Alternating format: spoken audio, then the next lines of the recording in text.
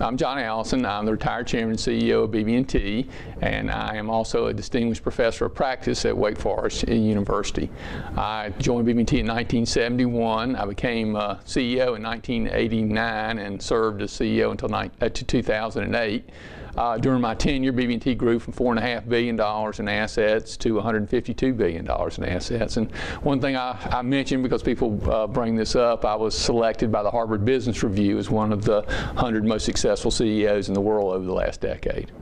I'm a fundamentally an advocate of individual rights and free markets at the macro level. At the individual level, I think it's critical that individuals have a sense of purpose, that they use their capacity to think to accomplish their purpose, and that their work is the foundation for their self-esteem.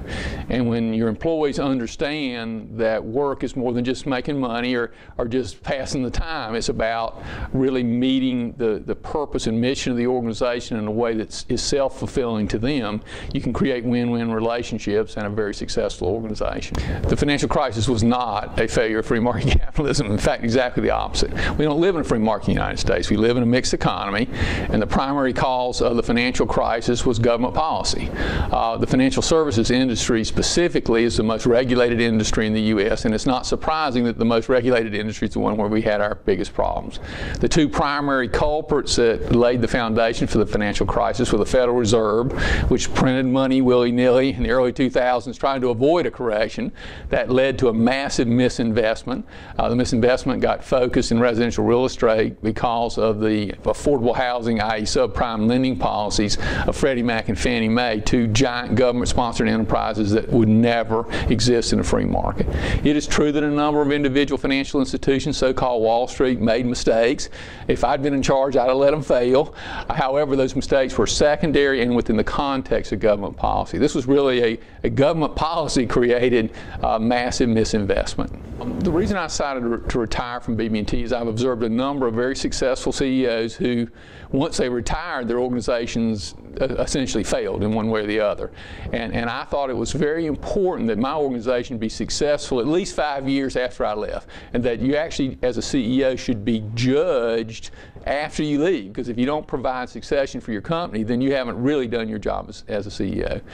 We had a little special circumstance at BB&T. There were 5 of us in the same age group who worked together to create the organization and grew it really from a small farm bank to the 10th largest financial institution in the U.S. We were all in the same age group, and we could all retire together. So we worked out a program to bring in a new executive management team so that our company could continue with the same culture and beliefs that it long had.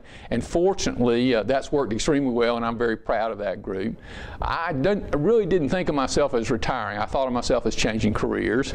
I've always been interested in education. I think that there's only one natural resource, that's the human mind. BB&T invests very heavily in education. We operate, in fact, our own university. We spend a lot more on employee education than our competitors do, and a lot less on marketing. We think we can grow our business by word of mouth by having better trained people. So I've always been interested in education. That's a lot of what I did at BB&T. So I joined the faculty at the business school at Wake Forest University to participate in the education of future leaders, and I do a lot of speaking on other university campuses about leadership and also about the financial crisis, so people understand the practical implications of public policy. Yeah, I think the fundamental problems are actually philosophical. We've lost contact with the principles that made America great: life, liberty, and the pursuit of happiness. We think the government can solve a lot of problems that it is not designed to solve. We've gotten obsessed with security at the expense of opportunity. And the United States is a land of opportunity. It's a land of entrepreneurship. It's a land of individuality. And what we really need to do is return to the principles that made us great. Free markets, limited government, free enterprise, a really invigorated free enterprise system. Now, concretely, what that looks like is a government that's out of control in terms of spending, a government that's out of control in terms of regulations, and a government that's out of control in terms of principles. You can't figure out, what are the rules of the game. it's almost the game changes because people are so concerned about getting votes instead of doing what's right for our country in the long term. By the way, underlying that, I believe, is a fundamental failure of our education system. I think the real problem we have is our public schools aren't working. They're teaching the wrong ideas, and beyond that, they're not teaching students to think critically. I'm a huge advocate of the privatization of education. I do think we should subsidize low-income kids through some kind of voucher system or tax credit system, but we need competition in education so that a variety of ideas can be introduced. And I think the victims of our public schools are low-income kids, interestingly enough. And you can look at the failure rates of those students in terms of even graduating from high school. And we're going to get behind in a global economy unless we have a much more successful system. We need to attract the entrepreneurs in education, the Bill Gates of the world, and the Sam Waltons and the Steve Jobs, and we need a revolution in education. But the only way you can do that is to privatize it. The public schools will not change.